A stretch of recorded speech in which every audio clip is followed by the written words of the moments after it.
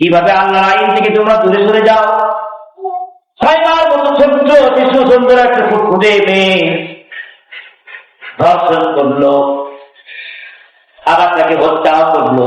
হে যুবক, কি পেয়েছো তোমরা? কি পেলা তোমরা? কি লাভ তোমাদের? সামান্যতম একটা কাজের জন্য নিজের মেয়ের মতো বয়স, পরিজাত সন্তানের মতো বয়স ধর্ষণ করার পর তাকে হত্যা করছে। কি বাংলাদেশ 93% মুসলমান, যে দেশের মুসলমান প্রধানমন্ত্রী, স্বরাষ্ট্রমন্ত্রী মুসলমান, আইনমন্ত্রী মুসলমান, ধর্ষণ করলো, আমি ধর্ষণ করেছি, ধর্ষণ করার পর আমি হত্যা করেছি, এরপরেও ধর্ষণ কিভাবে বেঁচে থাকে? 99% মুসলমানদের দেশে আমাদের বোধগম্য হয় না।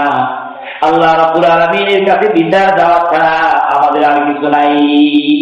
আছে কি কিছু করার আছে? কিছু করার নাই। প্রত্যেকের কথা চিৎকারি করে শেষ করে গেছে।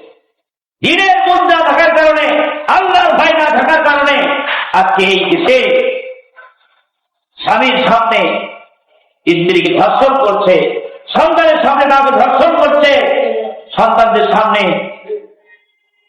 বাবা মাকে পিটায় হত্যা করছে। দেখার পরেও কোনো আইনে কোনো কাজ করছে না, কোনো আইনে কাজ করছে না। কথা বলে ঠিক কিনা?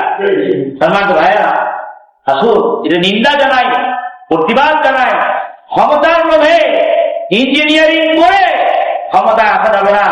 সামনেই ক্ষমতা আসতেছে, এমন ক্ষমতা সেখানে আপনার কোনো ক্ষমতা চলবে না, আল্লাহর ক্ষমতা ছাড়া।